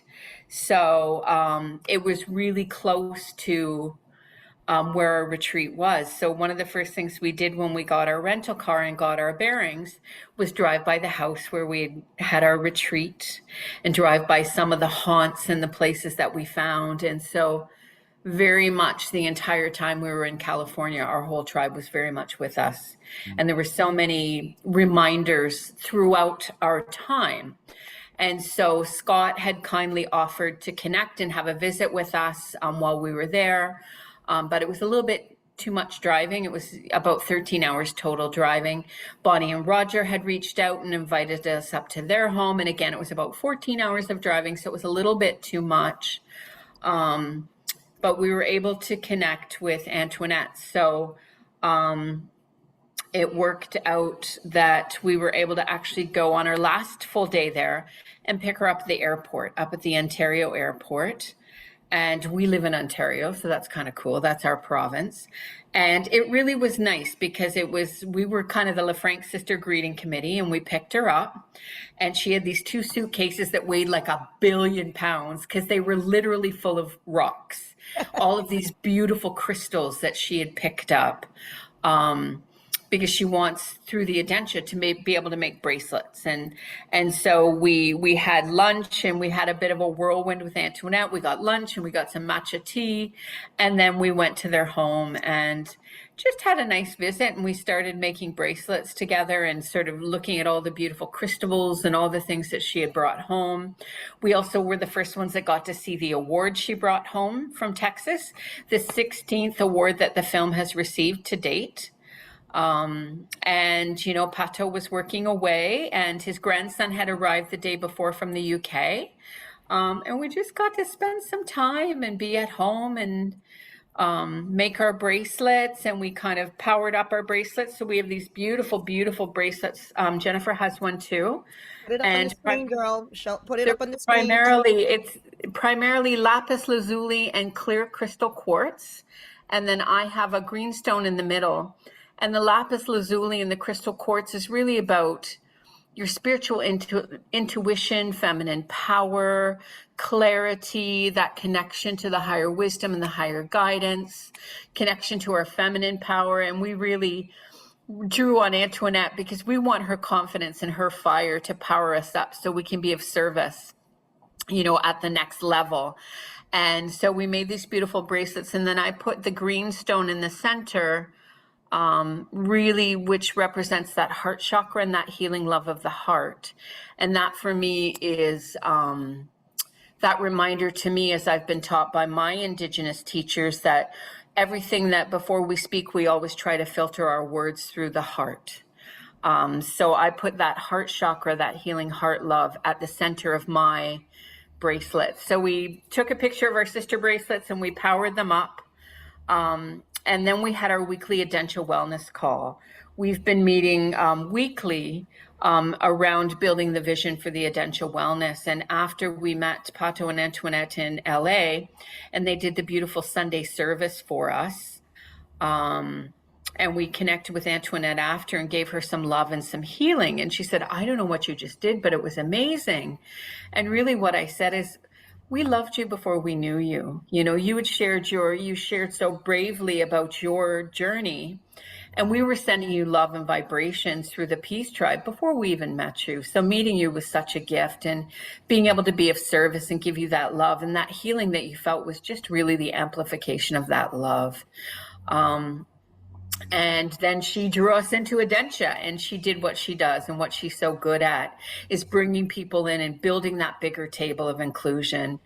And we're so thankful to how she role models that, to build these tables where everybody is welcome and everybody can bring their gifts. And so instead of doing our Adentia meeting in our homes at 9 o'clock on a Monday night, we did it all together in Antoinette's home at 6 o'clock, and met some beautiful people that she had met in Palenque that were pulling into our circle.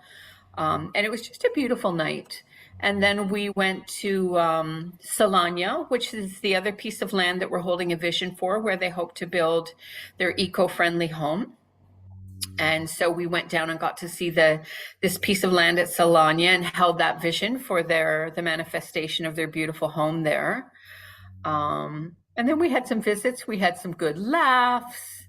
Pato shared how he has been working so hard to book all the details of all of those tools, the tour. They have booked every detail themselves, every flight, every hotel, every cinema, every detail of every aspect of that tour. They have done all that work themselves. They don't have a tour manager. They don't have any of that. So Pato had really just finished booking all of those details. And so took us up and showed us the whole itinerary, and it's massive. And he felt such a relief having booked it all. And I'm like, oh, I feel like the hard work is done. I'm like, what are you talking about? Now we have to go do all that. But it was just such an honor to be welcomed into their home and treated like family. And do you want something to drink? And do you want to have a snack? And we're all sitting around the table making bracelets and sharing love and laughter. And you know, and Pato's grandson was lovely, really friendly, and like us, loving California and the beautiful sunshine. So yeah, it was a really beautiful, hi Bubba, hi sister. It was a really beautiful, loving experience. And, you know, we were planning to go to the mass meditation event because we needed that up level. We were ready for that next up level. And we always have them when we meet with our tribe. And the gift of this particular trip was time. It was free time.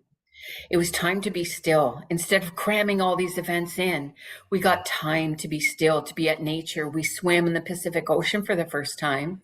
And then we got a dose of our tribe, and we got our up level on the last day with Antoinette and with Pato. And so we're just so thankful. And so thankful that she's pulled us into her circle, and so thankful for all the love that she brings. And you make me want to be a better human. You make me want to be of service. And you make me want to just jump in the game and bring my gifts to the party, as Connie would say. So, and brother, the same. Love you, brother. It's because of you guys. It's because of you guys. It's because of the Global Peace Tribe. I mean, it started with everybody within the Peace Tribe. For reals. I've never gotten so much love and healing anywhere else in the world. I love you guys so much. I mean, I've been feeling it. Lavina, I told you, these are our people. These are These our are our people. These are our people. folks. Is Jennifer, is there anything you want to add to your experience? Well, I'd like to say a big thank you to you for bringing us all together. You've created this platform for everyone. And of course, you know, the people that we've met on the retreats, I'm really gunning for another retreat. If you got something planned, really want something there. Y'all are retreating with me to South Africa. All of y'all. We will do another retreat, but let's definitely plan on Ubuntu down in Lake Elsinore that day, November 10th in San Francisco. And then maybe we'll build something around those events. That might work out, because I want to do a retreat in the Bay Area, because I've got a couple of locations owned by friends of mine that are large, where we could have a home like we've done before.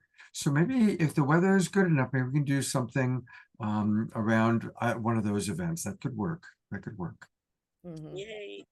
Well, thank you, Charlotte and Jennifer, thank you for coming on, and just, you know, I love you. it's growing, and I just thought it'd be really fun for you to share your experience. Yeah. Thank you for letting us share.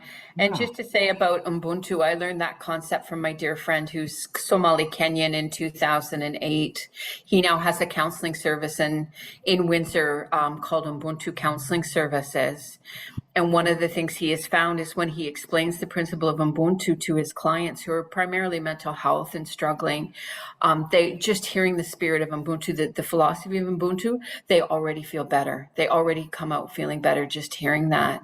And really Ubuntu is that illusion of separation dissolving, that I am because you are.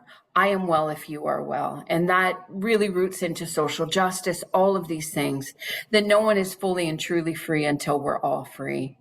And I feel this family, our soul family, really embodies that so beautifully. And, you know, every pebble in that pond of healing, it really is about all of us. So I'm just so thankful to you, Scott, and to Antoinette, and to all of our beautiful family.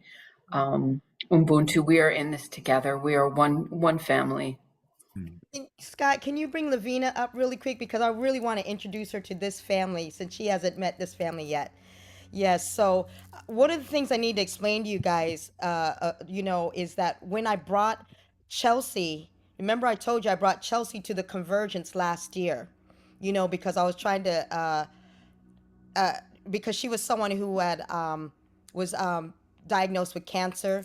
We were both diagnosed at the same time, but she went on a journey where she had gone through conventional treatments and all this stuff. This is the reason why I started Adentia Wellness. You know, I felt like I had to kind of start this now. Kumara, you can stay up here too, but because they're all in it. Everybody's been helping us. But Lavina, I want you to know who these people are, like I said, because these were the people who have helped me. And we've also tried to bring this same love and everything, because what happened was Chelsea, who was there at the Convergence, and I was telling her, I said, I brought these Mandelas, you know, green one and a purple one. And I gave Chelsea the purple one and I gave Lavina the green one, because we were all over in the hot springs and Desert Springs. And Lavina said, I want to live. And I was like, what do you mean you want to live? What are you talking about? She goes, I want to live. And please, Lavina, tell us what happened. So. Okay, well, like Antoinette was trying to tell you, I had a lot of health issues, brain cancer, and lost my memory. Doctors said that I would never remember the things that I lost. And I had a long journey getting back to myself. I had to learn how to walk and talk and just get my motor skills working again. And things changed for me. My memory started to come back. Antoinette has been such a good sister to me. Got me in touch with a lot of things that was natural, because I did the traditional medicine, and it didn't work well for me at all. It was draining me. My spirit was just, the depression had taken over so bad I'm almost about to cry now, but it's not because I'm sad. It's just because I'm happy, because I just didn't think that I would even be here right now. Mm-hmm. Meeting Chelsea and seeing her, you know, fighting, and trying to do all the things to save her life, and being up together all those at the springs. And I'm sitting in this beautiful environment, warm springs water, and it just came over me that I'm not going to die. And I just said it out loud. I want to live. Antoinette, just like she said, what? You want to live? Yes, I do. And I am still living. I have days that are good and bad, just like all. But for the most part, I can't stop smiling. I wake up early in the morning and I get out there and get the sun on my skin and put my headphones in. I take my shoes off and walk in the grass, in the dirt, in the sand, whatever, to get grounded. All these things are keeping me centered. All this love around me that I'm getting in support from Pato and Antoinette and so many others.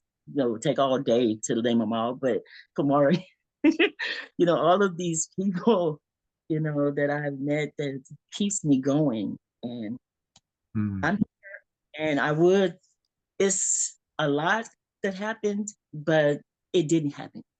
You look fantastic. I'm telling you, you guys don't understand. Let's back up a bit because you guys don't Yeah. understand. So Kumara, you guys don't know this, but Kumara came down to help me for MLK Day. So when Charlotte and Jennifer sitting there saying it's like me and Pato do everything, we do. It's like we don't have a staff. We don't have, we don't have all this, a company or group or whatever. It's like we are Adventure Inc. We're the ones doing everything until I pulled in Kumara. And when I pulled in Kumara, I just literally just dumped everything on him. I'm like, dude, you're gonna have to just do this, and that, and everything, and I'm like, help okay. us because Okay. he's been such a willing participant, in all of this journey with us. So he came down for MLK Day. And he helped us do MLK Day. And then also we were doing the Ubuntu screening in Los Angeles. Lavina could not make it. She was lying up in her bed, dying. It was like, and it was the craziest thing because we were sitting there. It's like she couldn't even get out of her bed. So we would send some patches and some medicine and whatever over to her. And then this is kind of going back and forth, back and forth, back and forth. But a few weeks ago, she had another operation because one thing leads to another, and they took her ovaries, and then on top of that, she was laid up in the bed again. So her husband is telling me she's not eating. She's not eating. She's just laying there, and she's just on her way out. And I'm like, what's going on? What's going on? And so I sent her some patches, whatever, and I'm taking off again. And then when we invite her and Perky to come with us to Sacramento, where I did the show last week, guess who ends up driving us back from Sacramento? Lavina. I The saw big that. RV with the trailer. Yep. She's on the stage dancing. I was like, girl, she's dancing. She's like, and then she's driving the big RV. And I'm like, wait a minute. Last week they said you wasn't eating and you were lying up there dying again. Or I was like, Yeah. but You there can she is. subscribe to it or not. And she said, I'm going to live. That's right. It's a decision. That's right.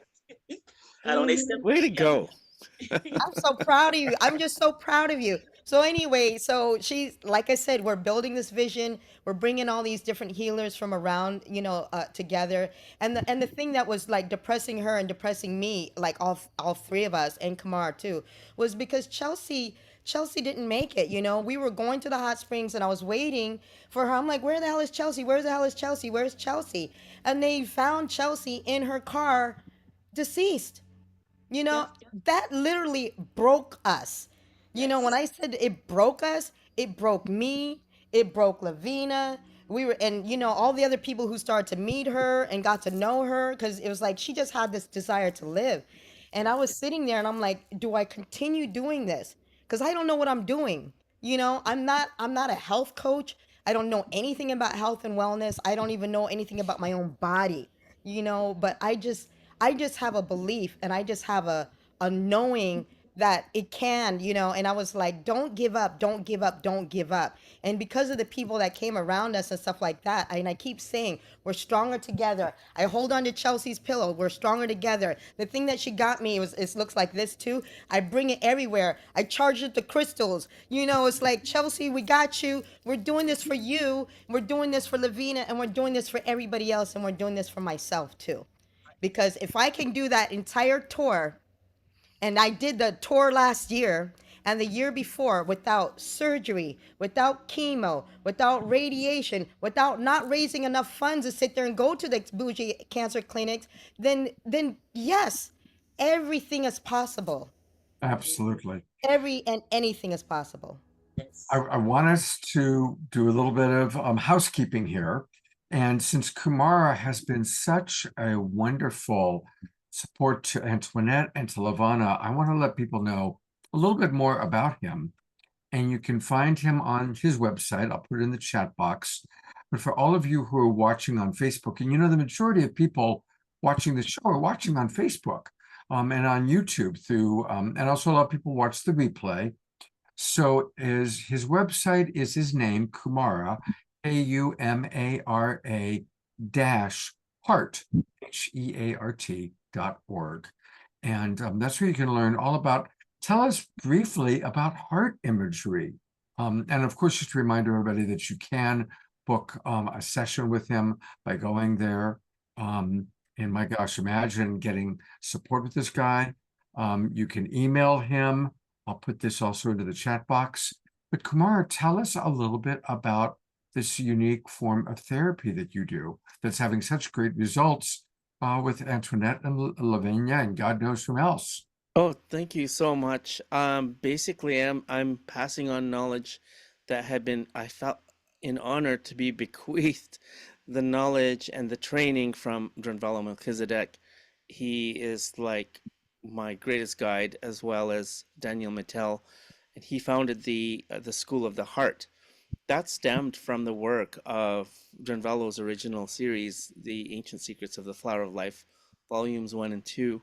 When I became close friends to them, they kind of took me under their wing and said, "You have a natural ability." I'm like, "What's that?" They said, "Well, it shows in your hands." I'm like, "What are you talking about?" They said, "Well, you saw it. We saw the lines on your hands."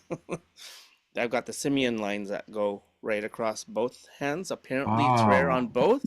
Wow. And they said, "You speak in imagery." And I'm like, "Well, what's that?" So they actually reversed engineer of what I already do and then give me the language so that I could actually help people get back to their ancient self, which is a highly evolved being. It's not coming from me. I'm just reminding people that the heart is contained in them. The unconditional love is contained in them. The DNA, the 64 codons that are within each DNA, they're mostly turned off because of toxins. So toxins can come in through water, through food, through even emotions. And that's why the emotional, the psychosomatic is very important. The body, the mind, the spirit, the soul.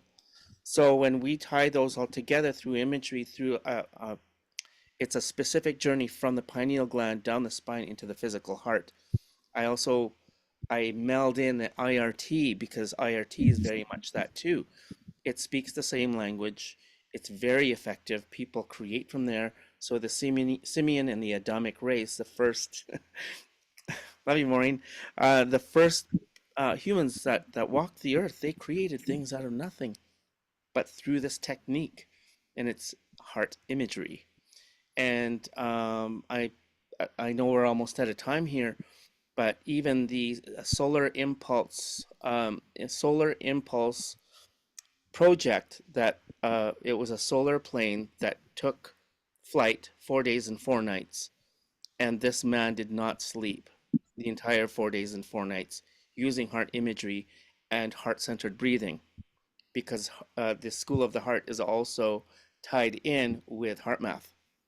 So using all these techniques together, yeah, we have the patches, we have meditation, we have frequency, we have IRT, we have heart imagery, we have, you know, things like the rose tea that I've developed for heart imagery and IRT. There's rose in it. There's puer. There's 24 karat gold. Thank you, Maureen. And that those leaves I can actually ship anywhere. And basically, it activates the monatomic gold that's already in our blood. I've also studied the heart, not only heart imagery, but crystallography, and put it into practice. And the amazing things that can come out just from our thought. We put thought towards someone or ourselves, or mostly water, and then do an experiment and then freeze that water in the freezer, flash freeze it. You see these beautiful crystallography. So anyways, that's a little bit about me. Thank you, Scott, for the floor for a bit. That's a nice Absolutely. And I surprise. brought Maureen up because she's one of our favorite presenters, Yeah. participants. And so when you mentioned RRT and the similarity, I thought it would be appropriate to bring Maureen up. And she Yes, she also certified me too last she year. had an extraordinary healing experience recently. So, you know, I'm going to also bring up Eleanor Joy and Piper, because there really has been recently, and I'll bring Antoinette back, just amazing miracle stories. You know, Eleanor Joy was in the hospital. We almost lost her recently. Piper was still supporting and blessing, and she had an amazing, very positive report take place this week. And Antoinette, I remember when you first got your diagnosis of the big C. So isn't it beautiful to see Maureen, Eleanor Joy, Piper, Antoinette, all with us, all radiant, all dynamic, despite, you know, the moments that they were facing dire consequences. And I do believe prayer makes a difference. And the way that we all channel and focus our attention, whether it's on Piper, Antoinette, Eleanor Joy, and having support of people like Kumara, thank you. And thank you, Global Peace Tribe, because we that's what we do. We pray together. We It's focus. all about love. LOVE. All about love. And you know, an important form of love, Maureen, is green love. And I would like to just encourage us to give some green love to our beloved Antoinette, who is kind of who we're focusing on tonight, obviously. And this is her PayPal for Stand Up for Justice. I've put it into the chat box so people can PayPal her that way. And for anybody watching, all of our friends watching on Facebook and YouTube, or watching the recording, just go to paypal.com/PayPal me/Stand Up for Justice. PayPal.com/PayPal me/Stand Up for Justice. Or you can reach out to me and I'll be happy to put that link and give it to you. I'll also post that link along with the recording and the replay of the show so people can find it that way. So thank you, Kumara. Thank you, Antoinette. We're going to close with an Omashar song in a moment. However, I want to share one more really important thing, which is this Sunday, there's going to be something really cool happening. We all know Tangela, and she puts on these enlightenment expos, and she's doing one this Sunday, June 30th in San Rafael. And a lot of our friends are there, and Piper Dellums is planning to come down and join us because John Gray is going to be the featured presenter. We had John on the show just last Saturday night, and he was amazing. And then my good friend Eden Amadora and I are going to do the opening ceremony at 10 a.m. Now listen, this is great. You can come and join us live in San Rafael. Get there in time for Eden and I to do our opening ceremony. We're going to be talking about tips, tools, and practices for enlightening our lives. However, of course, some of you aren't going to be able to join us live. But, you know, we've talked a lot about how we loved doing the Sacred Sunday show. So we're going to do a special version of the Sacred Sunday show this Sunday, starting at 9:30 in the morning. Come and join us, and we will have a special for just the Global Peace Tribe, just for all of you who are watching, all of our subscribers, a special Sacred Sunday show this Sunday morning. It'll start at 9:30 in the morning. Omashar is going to bless us with a couple of songs. Tangela is going to lead a meditation. then Eden and I will do our 10 a.m. program. We'll do it live from San Rafael, but of course, you'll all be watching on the live stream. And then you might remember Darren Starwin. He's been on the show a couple of times. He works with Christy Michaels. He's who's going to come on right after us in San Rafael, and he's doing a really cool program also on 5 tips for mastery. So we'll just continue to record that. So we will have a Sacred Sunday show that's going to go on for about 2.5 hours, 9:30 in the morning till 12 noon Pacific time. And this is just for subscribers of the Global Peace Tribe. So, and that is all of our subscribers for the current season. For anybody watching on Facebook, if you're not a subscriber, come join us. It's really easy. Just go to globalpeacetribe.com and register. globalpeacetribe.com and register. And I'm excited to be doing a Sacred Sunday show again with Omashar and Tangela and Beloved Eden. It's going to be really, really, really fun. And hopefully we'll see some of you live in person, and definitely look forward to hopefully seeing all of you online. So that's our announcements for now.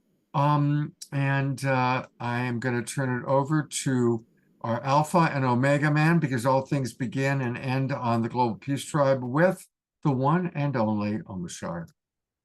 And that would be me. And what a profound show. I had no idea we'd go so deep. Holy smoke. I think I'm changed. You can feel by my energy. I'm just like transported to the realms of possibility and the journey through Africa. Holy smoke, in all of its many colors. Anyway, I'll play a song and it's called Feel the Love, because what else do we do? Got to change a couple of buttons here. And let's all get ready to move and groove to the music. Charlotte's already moving and grooving. Good. All right. A 1, a 2. Whatever comes after 2.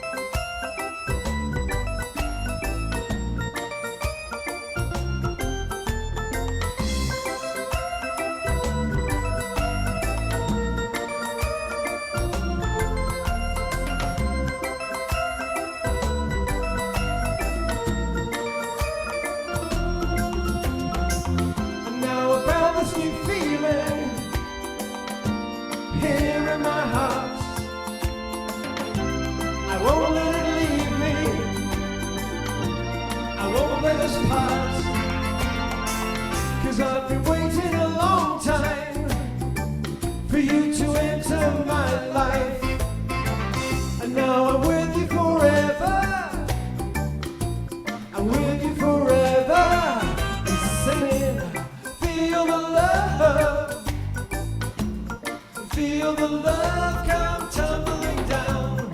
Feel the love, and let it turn you around. Turn you around. We're saying, feel the love.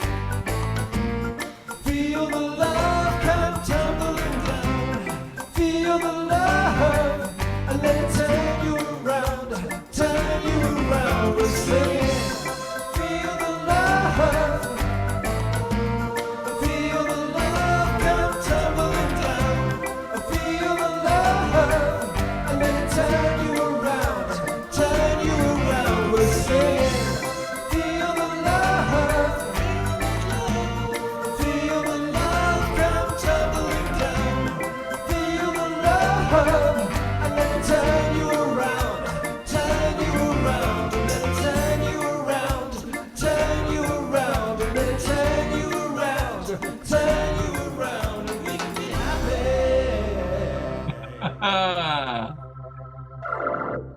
Woo! I love how more and more people are dancing and moving on every show. It's fantastic. I think this show liberates us all. So there we are. Absolutely. Thank you, Antoinette, for being such a great inspiration. Thank you. Thank you, everybody, for being with us. I hope to see all of you. Of course, Saturday night, we've got a great show. It's going to be all about the Earthstock Festival. Maureen is going to be part of Saturday night's show. So we're going to hear from her, Connie, and Andrew, and the Wild Bug, Cherry, and other friends who are going to be part of Earthstock. So join us on Saturday night. And of course, hopefully on Sunday morning for the Sacred Sunday show. Love each and every one of you. See you soon. Good night and God bless.